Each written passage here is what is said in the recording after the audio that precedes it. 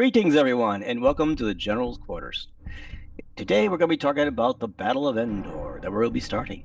And today, I have a guest, my Admiral Bodhi, that shall be joining us in a wonderful attack on the Battlestar. Battlestar? I'm sorry. I'm thinking the Battle of Endor. Excuse me. We should keep that in. Yes, we will keep it in. Don't worry, Ben, I'll keep it in. On the Death Star over Endor. Sweet. Admiral Bodhi, would you like to introduce yourself? Sure. I'm Bodhi, and I've recently been promoted to Admiral as of like 2 minutes ago. I have been playing this game of Star Wars Armada for a bit over a year now, and I guess that means that I'm qualified to hang out with really cool people like Rob and Ben and play Star Wars Armada on a YouTube channel, which I hear is a really cool place for people to watch me play Star Wars Armada. So that's why I'm here. Hi. Yes, hello, and yes, has nothing to do with the rebels dying so quickly that you get up your ranks go up quickly. No. Nothing to do with that at all. Nothing. Yeah, the previous admiral was on a Hammerhead torpedo frigate, right, which is now space dust. Yeah, I know. It's amazing. So today we're going to talk about our fleet, and both Bodhi and I came up with this fleet. We kind of compromised on a fleet. We both had two different ideas. It was really cool that it came together, became this fleet. So, as you know, Ben has said that we have to have the home one right here in front of us, MC-80 with Akbar, and basically we have to have Lando and Wedge. After that, basically free reign, basically. Besides some people who have been perished before the attack on Endor, Battle of Endor. So, what we did was, well, I'm going to go with the home one first, if you don't mind, buddy. Yeah, go for it. We could just go down. Yep. There's like 2,000 points of things to go through, so. Yes, there's 2,000 points of things. Yeah. But some things will be duplicates, trust me, but, it's all right. But home one here, we've got Admiral Akbar on the command cruiser. He has the engineering team, which will be important in a few minutes. Boosted comms, because he's going to be a support ship more. And he's going to be commanding squadrons out there. We got electronic countermeasures, always good defense. Linked turbo lasers for defense and also for re-rolling those wonderful red dice. And then we have home one, where we can change one die to an accuracy icon. So that is what his main thing is, to support and to move in and keep the squads off of Bodhi's strike force, which we'll get to in a few. And hopefully save Bodhi some time before he gets to strike. Right. Now, after that, we have two MC-80 battle cruisers. And without covering everything up. All right. Basically the same. The only thing difference will be the title Mon Carin. So we got an intel officer on it. Gunnery team, which is going to be very important. We're going to need it to strike many things at once. Auxiliary shield teams to keep our shields up. Besides, we have spinal armaments and XI-7s. That way we can hit hard, and when we do, we want to focus right in one spot. And of course, with Mon Carin. The second one has everything the same, except it does not have Mon Carin. That's it. But again, it's a strike force. It's a striker. It's on the main battle force. I guess, or go ahead. I was going to give a little bit of a thing. So, yeah, sure. The command cruiser, which is like what we had as that's our limitation. We have to have the command cruiser. That's correct. And we've kind of built it as like a centerpiece. So we'll get into why the engineering team is cool. But boosted comms is always awesome. And then home one, we're going to take advantage of with our two MC-80s, which are basically just going to try and screw over as many defense tokens as possible. Exactly. Yep. So, we know that they're going to have a lot of Imperial Star Destroyers, which are notorious for their 2 redirect defense tokens. And so if we get the free accuracy from home one, and then, intel officer, etc. And then XI7s is going to make their redirects much, much less helpful. So Yeah. hopefully, their large army of Imperial Star Destroyers is going to become a small army of Imperial Star Destroyers with just a few long range shots. Yeah, and we're hoping that they also just have some smaller ships, of course. Yeah, Maybe they'll have a Kazanti back there or in right. front. We know they have interdictors too, but Yeah. the redirects or the XI7s are mainly there for the redirect tokens on Star Destroyers. Mm-hmm. Thanks. Ready. So yeah, so both battle cruisers are the basically the same, except one has Karen, which will Yeah. be the big bruiser. All right. Now we come down to the Nebulons, and we have a couple of these. Auxiliary shields. Well, the first one has redemption. Now this is important with the captain, the engineering team. Sorry, and because redemption gives anybody within 1 to 5 who uses an engineering command, they gain an additional engineering point. So with the engineering team, that gives a 1 point automatically to Akbar ship. It will have five, well, six, basically Yeah. six engineering command points to use. So that should help to keep it alive as well as all the other ships. Like itself, it has 3 engineering, it'll have 4. So we'll be able to bring up stuff easier. So redemption is a very big key thing. And it'll probably be around Akbar's area just to stay safe. Though we do have to worry about the Death Star shooting off, which was in the rules after turn 2. Yeah.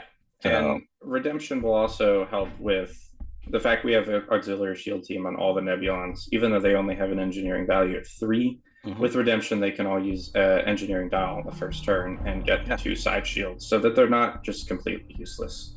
Right. Now here's one I know that Bodhi likes. Yeah. Actually, you talk about the Bodhi. Okay. Well, Yavaris is a really cool title. It's probably one of my favorite titles. But basically, anything that makes squadrons even more beefy is awesome. So, this Nebulon is it's going to be one of our squadron pushers. We don't have a whole lot in the terms of big squadron activation things, but we have a few GR75s we'll talk about later. We have the home one, and then we have this guy. And he is going to say, hey, bombers, do more bombing. And hopefully it doesn't get blown up by the Death Star and actually gets to do stuff that we want it to. Yes, hopefully all these don't. And then Link Turbo Laser Towers protect itself as well as reroll any reds. So, for anti-squadron. Another one of both of our favorites, actually, here is Salvation. And that's to give basically the 2 damage or a critical. No, sorry. 2 damage instead of 1 and 1 instead of 1 damage. And it's got TRCs, so it's going to ensure that we do 2 damage. And auxiliary shields as well. So she's going to be coming in hot, and she's going to be shooting and hitting hard. So they might be little ships, but they're going to hit hard. That's what we plan. And we need the speed. As you can see, they go speed 3. Now here comes some strikers here. Bodhi, you want to talk about the CR90s? Does anything need to be said about CR90s with turbo laser reroute circuits? I think it's like one of the best ships in the game. So it is. The original version of this list had 8 of them. Yes, yeah, I think. Yeah. The numbers have been slimmed down a little bit because we ran out of points. Yeah, we need squadrons. We really right. did. Yeah. Before we had any squadrons, we had 8 CR90As with turbo laser reroute circuits. But I believe 2 of them are just plain like this. One of them is Jaina's Light because it's just better. And then the last one has Liberator and Entrapment Formation.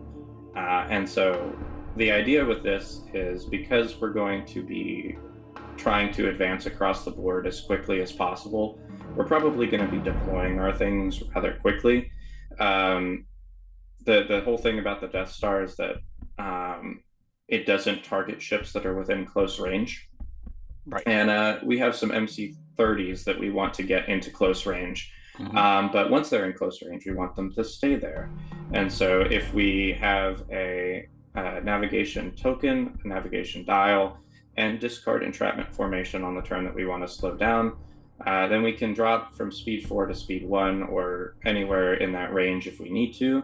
And so we'll explain. I don't want to put it off too much and be like, we'll explain later. But Right. basically, the plan is to have this little strike force of MC-30s and some other nasty little ships to specifically target the interdictor, which is one of our victory conditions. Yes. And if it can take out some other things from behind, even better. The Super Star Destroyer is one of them that we'd kind of like to get out of the way. But mainly going for the interdictor. So just in case, if something goes horribly wrong, we can be like, actually, we get this Pyrrhic victory. And then we look like slightly less amount of fools. Yes, we do. Sorry. We get to go and fight another day. Yeah. So, and then going back to the strike force, now we come up with the MC-30s that Bodhi was talking about, and this is Bodhi's basically strike force. So this is what he's definitely going to be in charge of. So ordnance experts, advanced projectors, so because they got wonderful shields all the way around, so I might as well use them. Assault concussion missiles. Basically, one of the other reasons what other conditions we have to do is get the shields down on the SSD so that a generic or A-wing, I think it doesn't have to be generic, I think it can be any A-wing. Any A-wing can go in and do a kamikaze run and destroy the SSD if it has no shields. Yeah. Assault concussion missiles are very important. Do you want to talk about the H9s? There's probably someone out there. There's probably lots of people out there who are better at flying MC-30s than me. But one of the little tidbits that I've picked up is that H9s are pretty cool, especially because we have Akbar, and so that's why we're running the scout frigates with the red dice, so that way they could be slightly more potent at long range. I think there's plenty of viable turbo laser slots for MC-30s, but I like H9s with the scout frigate because they only have 1 accuracy, and now they have a lot of different faces with accuracies, and we can target a brace probably. I don't know, anything that accuracies do. Right. Yeah. Whatever we need. So yeah. So it will be able to do it. But yeah. So and it's got this one has foresight, which is another one that I know Bodhi and I both like. We both like foresight a lot. Very, very smart. Fortunately, we had to cut admonition. Yes, we did. Which I'm probably going to regret. I feel like we're going to be like, man, if only we had admonition. Yeah, but then we wouldn't have but then we wouldn't have something else we might have needed. Right. And unfortunately, Lando will not be on one of these ships either. Yeah. Because Lando would make this even 10 times stronger. But he's going to be on his little Millennium. He's going to be on the Millennium Falcon. That's one of the victory conditions. One of the conditions to us for us to win, or to lose, if Lando or Wedge or both die. I think both die. Yep. All right. So we got another MC-30, and again, ordnance experts, advanced projection missiles, advanced projectors. Sorry, assault concussion missiles, and H9s. And then we have another one, same thing. And then we get to a little bit of a fun one here.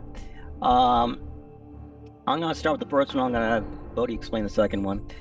The Assault Frigate 2 here, we needed something else that was going to pack a punch. Because when we had these CR90s and the MC-30, we said, oh, that's great, wonderful.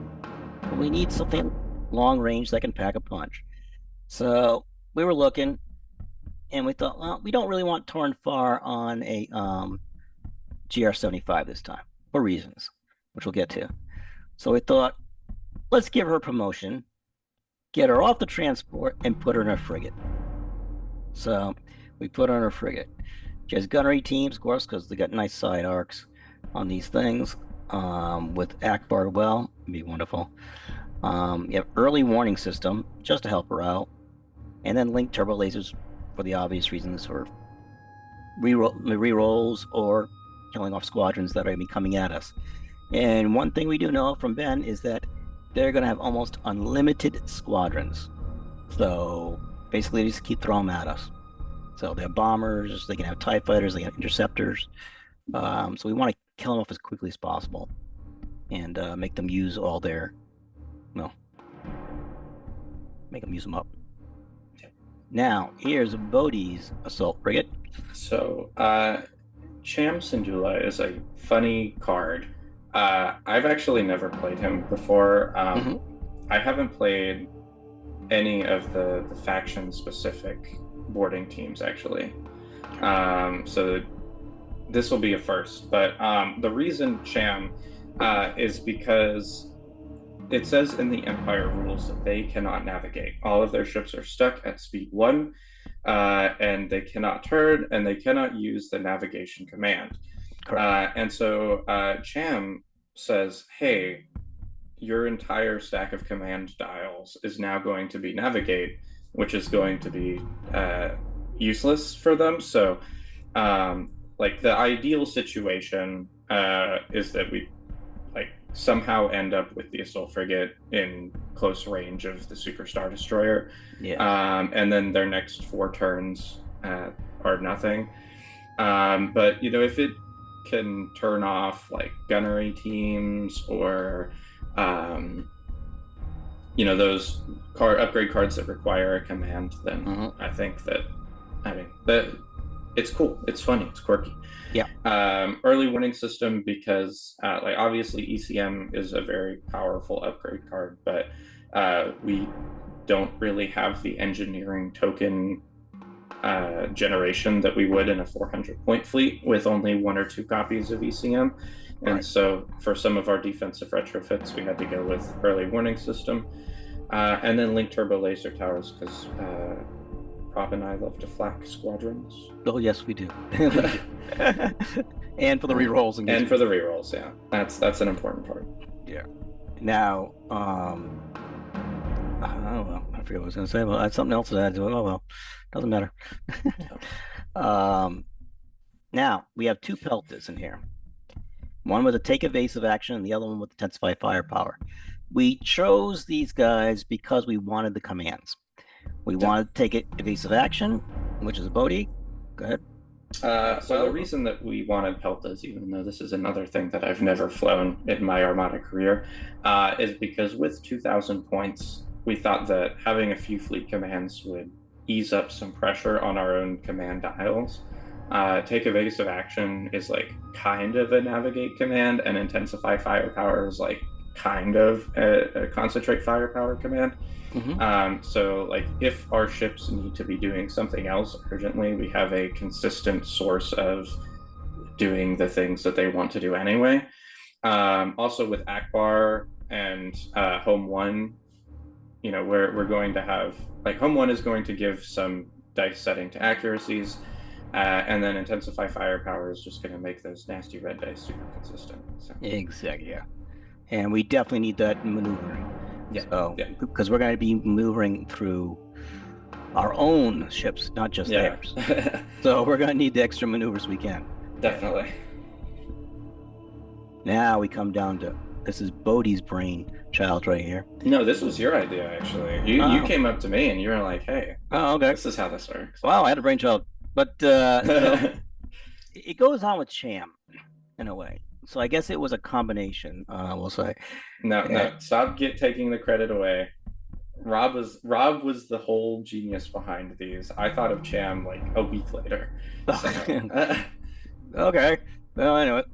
So my wonderful idea, whether it works or not is to be seen, was to figure out how to use slicer tools, since again, navigation they can't use. I mean, it's going to be useless to them.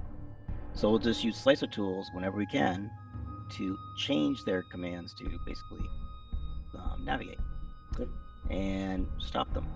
We have Bright Hope on one, of course, to mitigate some damage, and then we have Quantum on the other, which will be able to maneuver it quicker. And these guys are going to have to move in quick and try to get whatever they need to go, whether it's at the SSD, the interdictor, or the because we want to stop the interdictor, not just for the engineering, especially. because that interdictor could basically heal up the SSD like nothing. All the shields could pop right back up, and that's a major concern of ours. So And the main thing with these is that I kind of hope that they realize what Slicer Tools does and they waste their shots on GR75s. Like I in a normal game of Armada, you don't often shoot the right. flotilla when you have better shots available, but I hope that they kind of figure out, hey, that is going to turn off our gunnery teams, or that's going to stop us from preparing or whatever. Yeah. And then it'll incentivize them to target these 26 point ships that we don't really need. They're just kind of like a deterrent, and if they go off, then better for us. Exactly. Much better for us. And then we have a third one. Oh, it's actually two more, actually. One with munitions resupply and one with parts resupply. Just so we can keep tokens going and help out other ships. Yep. So, especially like gunnery teams and ECMs or whatever we need. Yep. Sorry, go ahead. The munitions resupply will make sure that we have gunnery teams, and the parts resupply will make sure that we can use ECM on the home one, and that we always have engineering commands for redemption to take advantage of. So, yep. Okay. Now we come to a lot of meat here. Okay. We have more points in squadrons than I have played with, like in a normal game of Armada. We have like 470 points in squadrons. We have 2,000 points in Armada, right, which is more than I've played with. So yeah. I don't know about you, but yeah. So it's like, holy moly. So automatically we need Wedge and Lando, because that's part of the game conditions. So they're in here. They're great. They have to live. I'm sorry, Bodhi. No, you go ahead. I'm just like interrupting you. Okay. And they have to live so we can bring down the Death Star itself and blow it up and win. That's our major victory thing. Yeah. It'll be a mini game, I believe. Yep. Once the Death Star shields go down, which will either happen when the Superstar Destroyer has 0 shields and the A-Wing blows it up, the Superstar Destroyer gets blown up normally, or the ground force, which is just like a random dice roll, takes out the shields. Right. Then we'll take 4 of our squadrons. 2 of them have to be Wedge and Lando, and they'll take 6 of theirs, and then in 2 turns, then they blow up the Death Star. So obviously we have Wedge and Lando, and then in the entirely cinematic and lore accurate Death Star trench run, we're bringing 2 YT-1300s. Yes. Because the speed of them doesn't matter. They have escort and 7 health, and so they'll be able to keep the enemy squadrons off of Wedge and Lando so they can blow up a Death Star.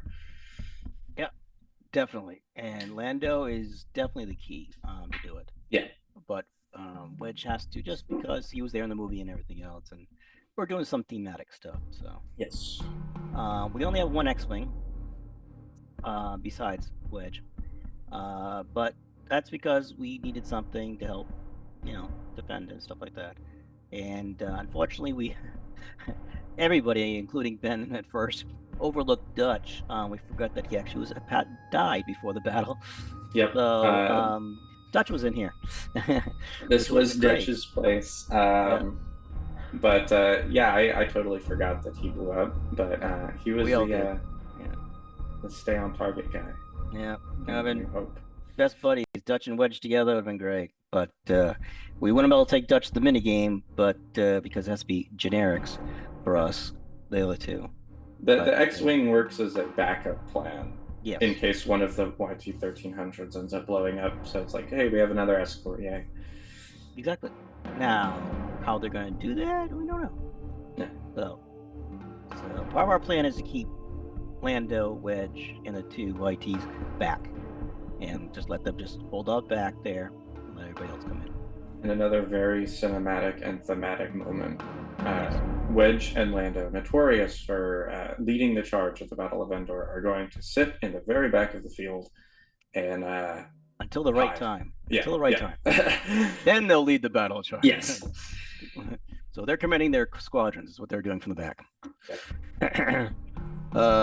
Now we have Gold Squadron, which is an excellent bomber itself. A nice Y-wing. We have Green Squadron, which was pivotal in there. The Battle of Endor, I believe. And we have Hera. She's going to help any generics we have become rogue. And we have Nora. This is actually a Bodhi favorite here. Yeah. So Rebels have a lot of bombers, and they're not on the screen currently, but we're bringing some Skurgs. Mainly because they're faster than B-Wings, and we have a lot of distance to cover. But one of our win conditions is taking shields off of a Superstar Destroyer, and Nora will help with taking shields off of a Superstar Destroyer. Yep. And then we have Wedge's squad, the Rogue Squadron coming in to help out.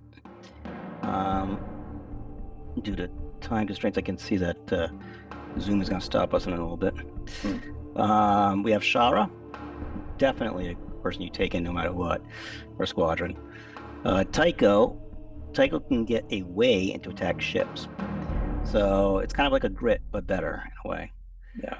And then we have, now we do have more than, I think there was 4 of all of the generics. Yeah, I'm just going to come down here and take a look. Okay, yeah. So we have 4 A-Wings to come in. 4 Lancers.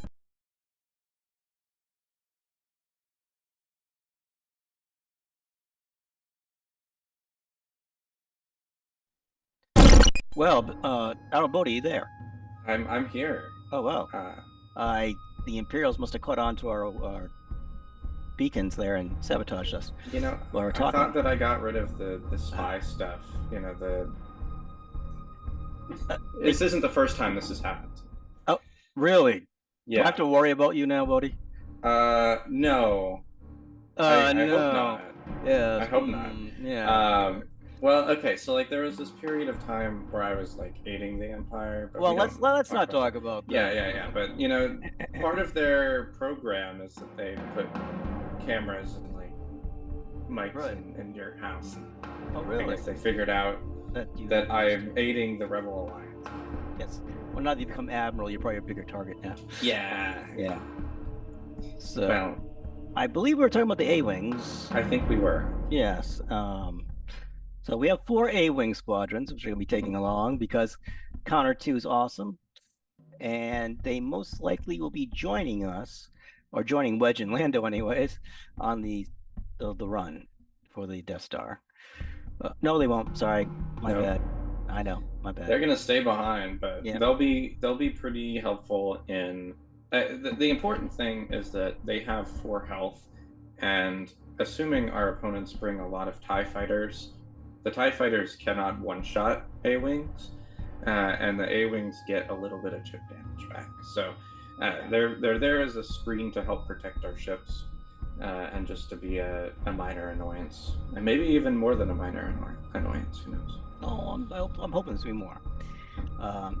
This will probably be also part of the defense force for Akbar, meaning that it's going to hold off squadrons going after Bodhi and his strike force.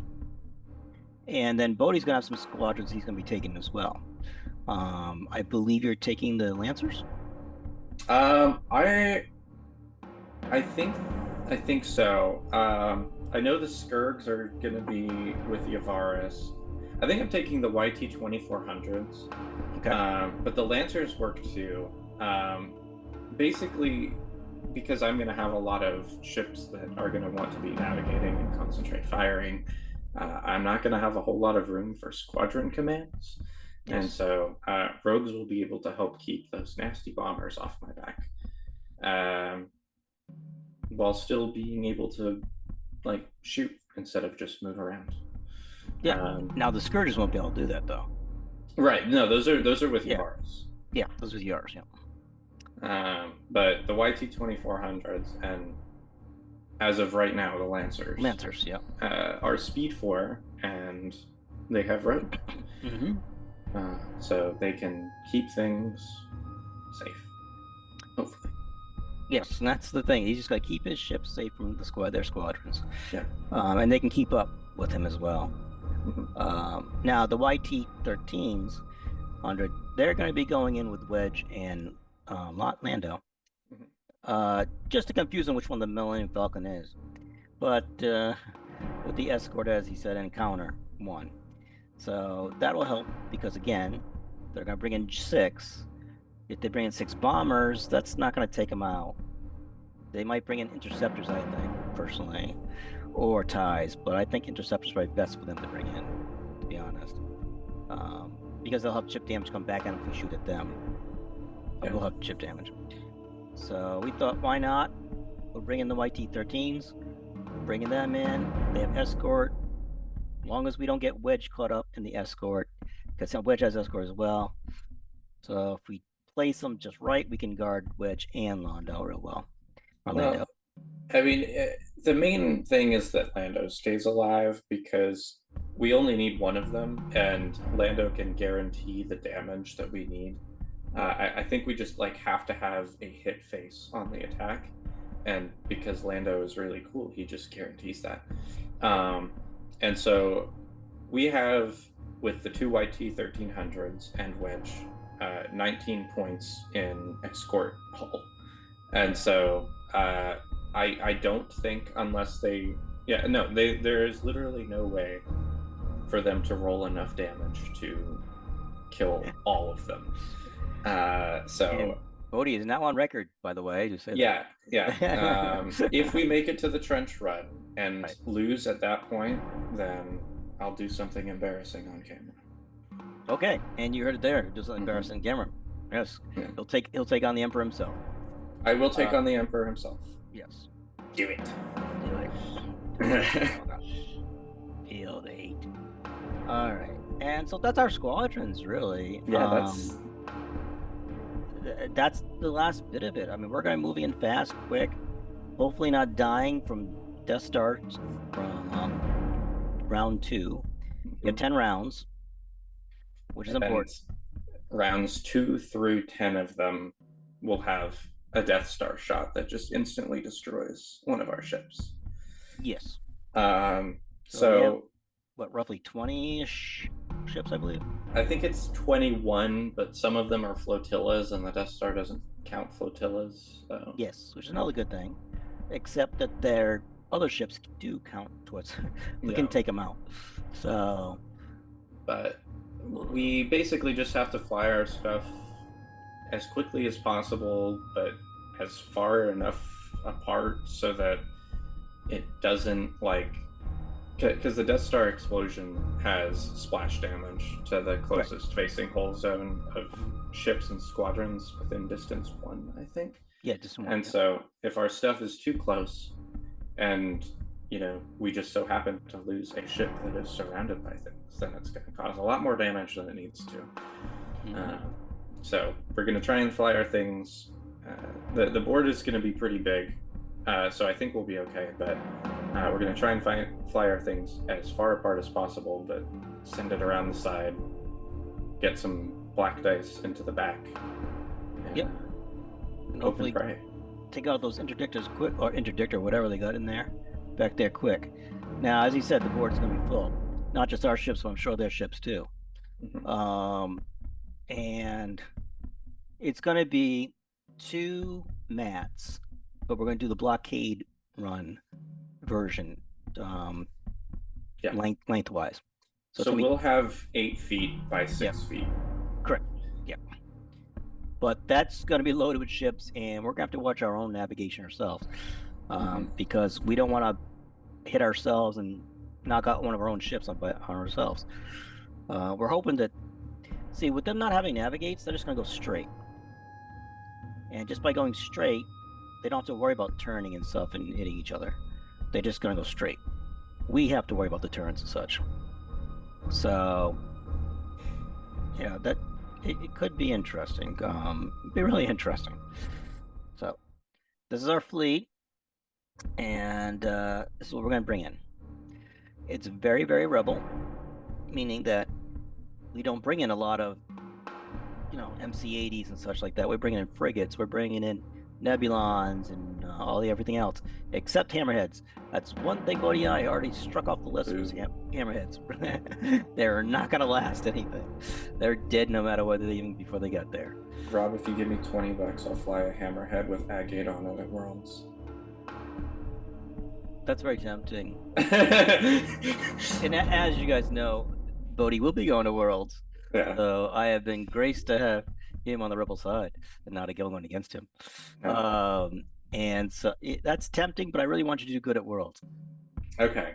Well, Okay. maybe if we die in the trench run, then I'll bring the agate hammerhead to Worlds. Okay. All right. Sounds good. We'll work on that. Okay. All right. But yep. So we're gonna have to basically maneuver around, and I'm gonna watch out splash damage. They have basically unlimited TIE fighters, interceptor bombers. They're gonna recall them depending on the ship they're recalling from. So SSD, I believe, can call 4 back a turn. Yeah. And then like if they had a quasar, it'd be like 5 or something like that. But anyways, so they'll be able to call at least, I'm gonna say, 8 back a turn if they need to. So our squadrons, once they're dead, they're dead. That's it. So we really have to be careful what we do. Yeah. And our ships got to go in and hit hard because they're on defense, guys. It's gonna be easy for them. They just gotta sit there and aim and fire. Boom. That's it. We have to maneuver and get around those big guns. We actually have to try. Yeah, we have to try. Filthy Imperials don't even look for it. No, they just stand there, look good. Yep. And well, that's true. In their uniforms, but we're all in different uniforms here. So, but hopefully this will make an interesting run. I think it will. I think we're going to do actually better than we think. Bodhi and I have had some discussions about, well, that's not going to destroy everything. Well, no. Ben did a pretty good even amount of how strong the Death Star is. So it's going to start in round 2, but it cannot kill off Akbar right away, which is great. Unless Akbar is the only ship out of range 1 of any of the ships. Of the Imperial ships. Yeah, if we leave Akbar behind completely, then he can get blown up. So he'll need to have a few things nearby. And Akbar dying is another winning condition for the Empire. So it's another thing we have to watch out for. So again, the Pelters only move 2, so they're probably moving with Akbar. So unless they get blown up, then Akbar's got to watch out. Yeah. But anyways, so this is our fleet. B-2 bombers was a big thing. At first, Bodhi was like wanted to bring them, and I was like, yeah, let's do it. Then we realized that they were slow, and we did not have the carrying capacity because we thought about using MC-75 with reserved hangar decks, I believe it was right? Or was something else? I don't remember honestly. The main thing about B-Wings, as awesome as it would be to just have like 100 of them, like their one TIE fighter can tie down a B-Wing, and it's just not worth the effort of sending it down a blockade run mat just to get caught up by a couple of TIE fighters and then back to death. So we're gonna try with the Skirks because they're a little bit faster and they have grit, so they can sneak away. But so we're gonna try. We'll see. And they can move. So 3, but still they can move. And anyways, this is our idea.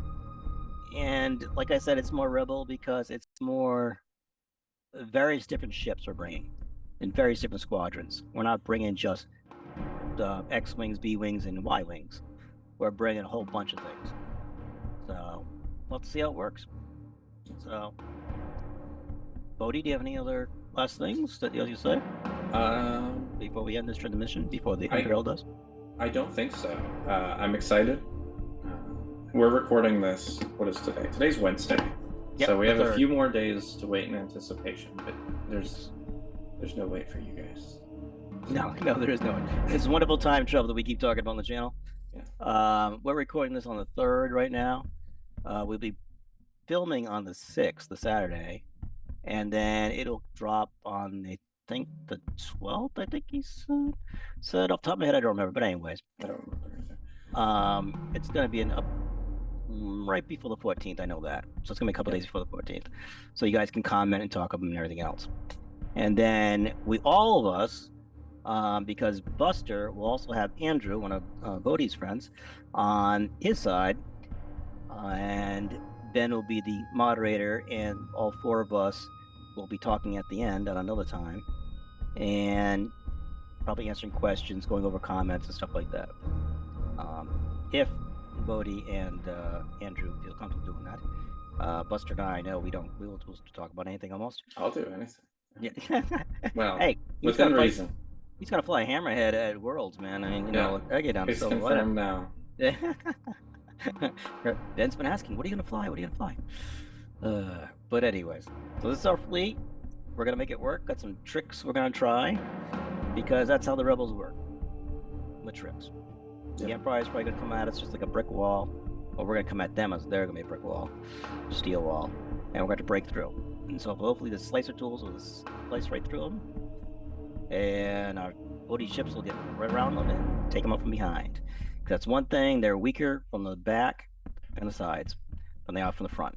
Yeah. Those front arcs are the most dangerous. So we'll see. So we will talk to you guys. Well, you'll see us in a couple of days.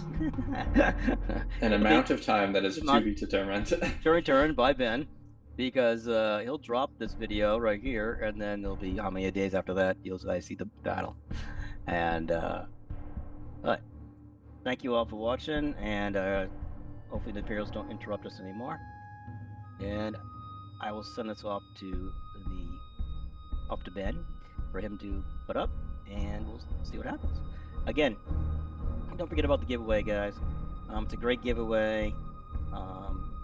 Comment on this video as well, and just ask us questions. Even if you're like, why did you guys do this? Yeah. Or maybe there's another idea you had. We'll listen to it. I don't care. I don't mind. If you ask me a question, I'll answer it so that I can have my entry for this video for the giveaway. Oh, okay. So, there you go. But so, yeah, Garrett has a wonderful giveaway. It's huge. It's about $600 worth giveaway for our 3rd anniversary. So please, everyone, join us and root on the rebels. Imperials have it easy. They have it way too easy. They just got to sit back and watch and just shoot. But root us on and come join the rebel side. Thanks again, Bodhi. Or Admiral Bodhi, I should say. And welcome to the rebels. Thanks again, guys. Dismissed.